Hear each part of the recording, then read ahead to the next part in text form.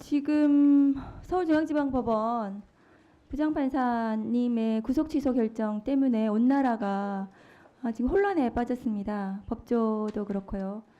구속기간 산입에 관련된 명문 규정을 법원 행정처장님도 잘 알고 계시죠? 규정 잘 알고 있습니다. 네, 그 규정 좀 올려주시겠어요? 그래서 이 사건은 윤석열 내란숙의 사건은 공수처에서 체포해서 체포영장에 의해서 체포했고 체포적부심을 거치고 그리고 영장이 청구되어서 구속되었고요. 그리고 중앙지방검찰청으로 이첩이 돼서 기소가 됐습니다.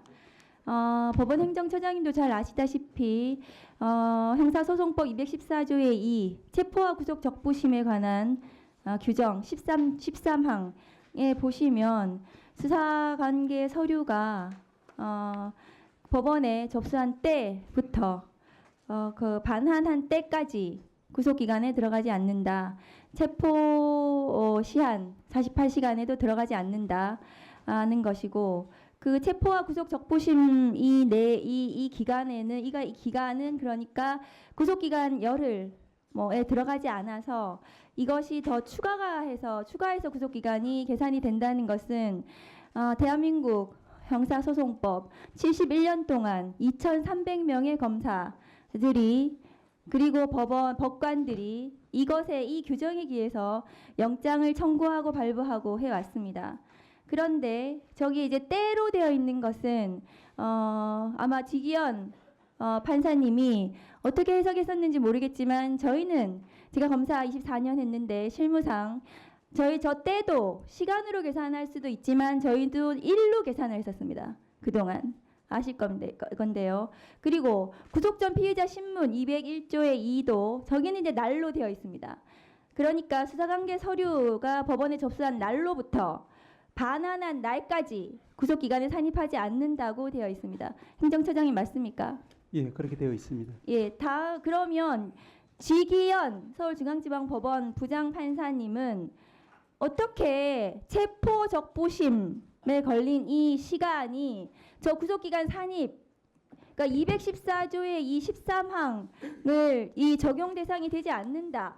체포와 구속은 다르다 이렇게 판단을 하셨더라고요.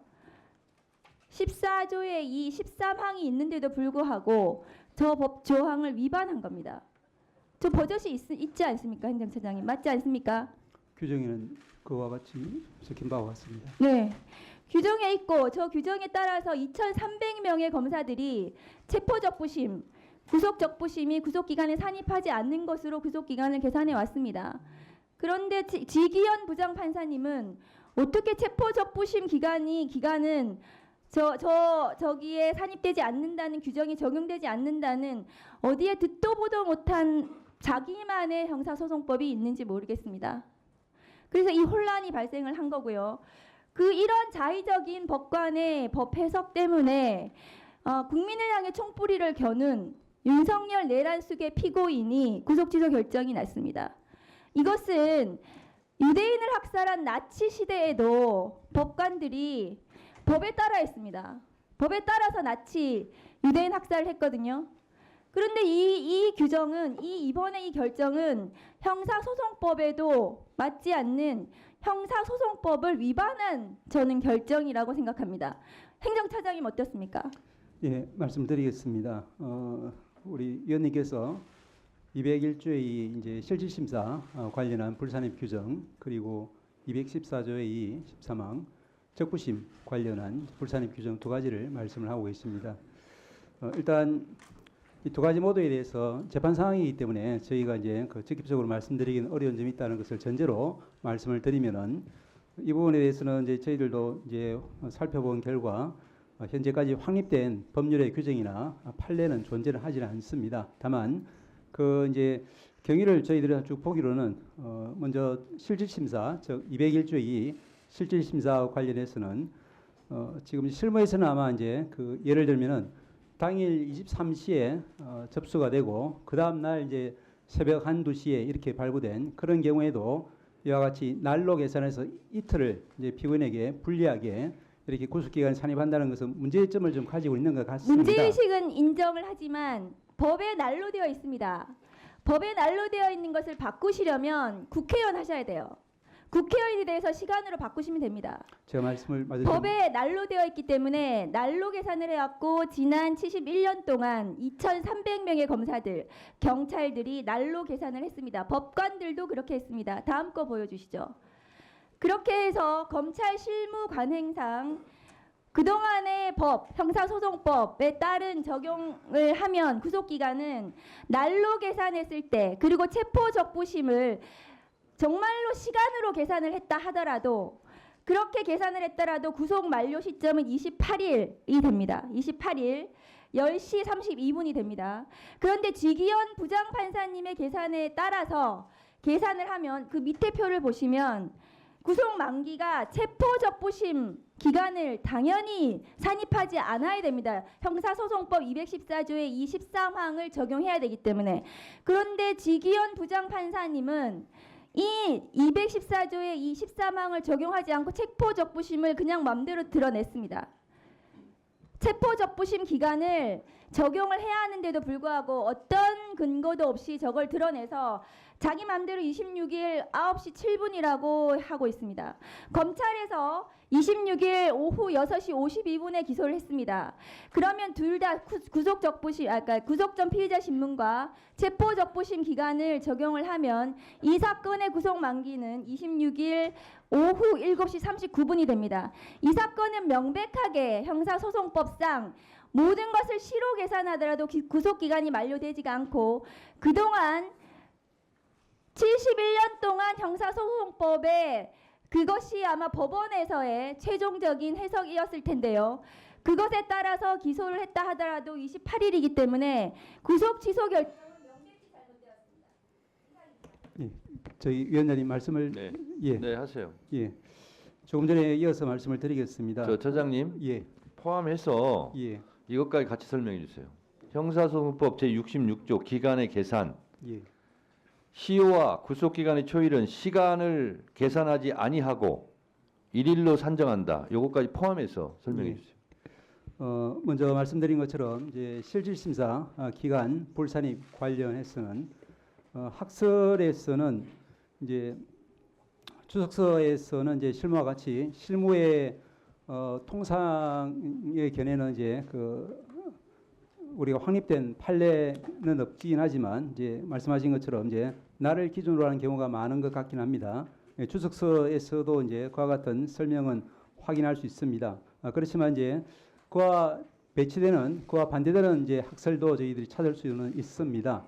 그 이유는 기본적으로 이제 97년도 우리가 피의자 신청주의에 입각한 이제 영장 실질 임의적 실질 심사가 형소법에 도입되었다가 2007년도에 필요적 실질 심사로 바뀌면서 그럼에도 불구하고 97년도에 도입되었던 이제 그 불산입 규정이 그대로 존치되는 것이 이제 좀 위헌적이다라는 그런 학자들의 지적이 있습니다. 그래서 이제 이와 같은 이제 그 규정, 불산입 규정은 위헌적일 뿐 아니라 그것이 이제 입법적으로도 개정이 되어야 되고 그렇지 않다 하더라도 현행법 하에서도 이제 학설들 중에는 법 개정 전에도 날이 아니라 실제로 소요된 시간만을 제외하는 것이 그 올바른 합헌적인 해석 방안이다. 이와 같은 견해로 주장하는 교수님들도 계십니다. 그래서 이제 이 부분에 대해서는 이제 그 현재 판례가 존재하지 않는 상황에서는 이제 상급심 판단을 통해서 정리될 재판 사항이라는 것이 이제 저희들의 기본적인 사항입니다.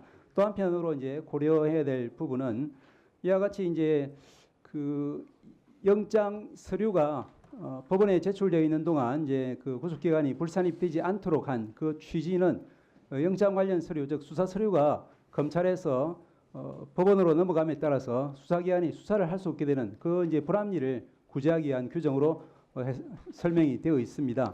그런데 말씀드린 것처럼 이것이 이제 필요적 실질 심사 도입하에서는 이제 위헌적인 소지가 많다는 지적과 함께 또한 이제 현재 형사전자소송이 도입되면은 이 부분은 반드시 시정되어야 한다. 그런 취지의 결론이 저희들 이제 그 사법정책연구원 발간한 그런 책자에도 나와 있습니다. 그리고 이제 재판부에서는 아마 이제 그 실무와 다소 결을 달리하는 판단을 한 것 같지만 그렇지만 이제 실무 아까 말씀드린 것처럼 학설의 여러 견해 중에 절차적으로 가장 엄격한 그런 입장을 채택한 것으로 판단이 됩니다.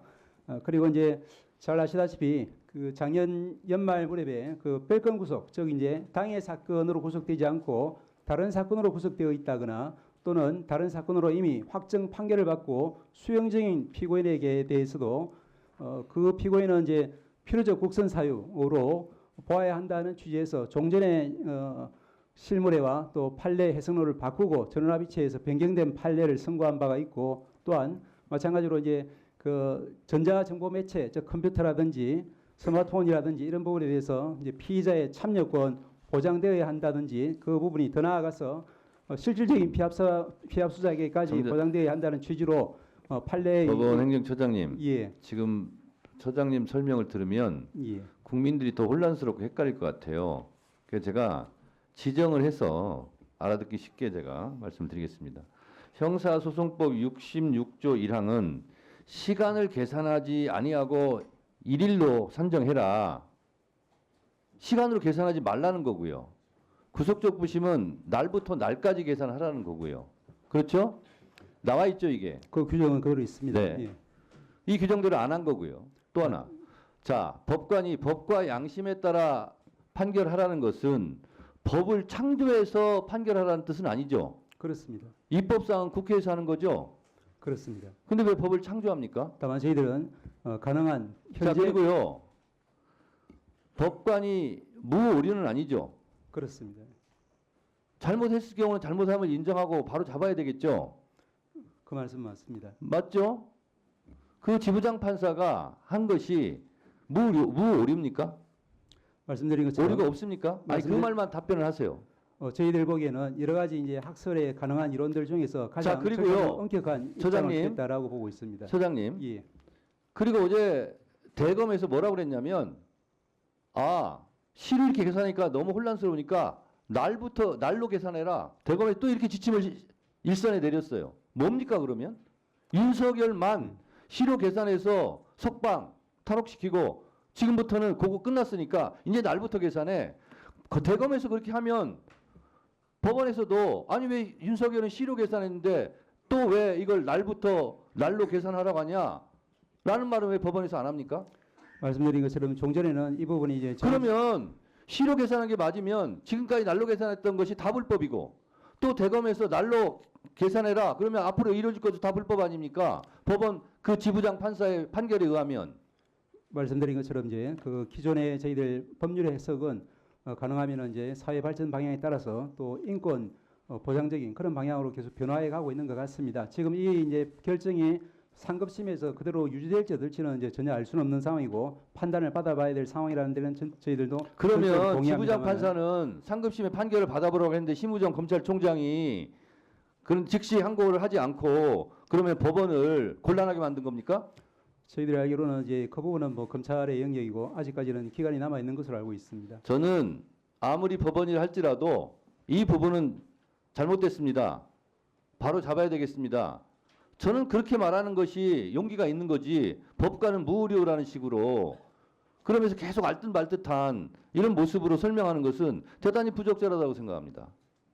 기본적으로 재판 사항이라서 저희들이 말씀드리는데 한계가 있고 또 아까 말씀드린 바와 같은 취지에서 그와 같은 여러 가지 견해 중에 하나를 취한 아니 것으로 형사소송법 66조에 나와 있잖아요. 시로 계산하지 말라고. 예, 그 부분 역시 그리고 이제 구속적부심도 날로 계산해라 나와 있잖아요. 법관은 왜 이 법을 안 지키는 거예요? 형사소송의 모든 절차는 이제 해석상 여러 가지 견해가 있을 때는 이제 인권 이렇게 보장적인- 혼란스럽게 만들어 놓고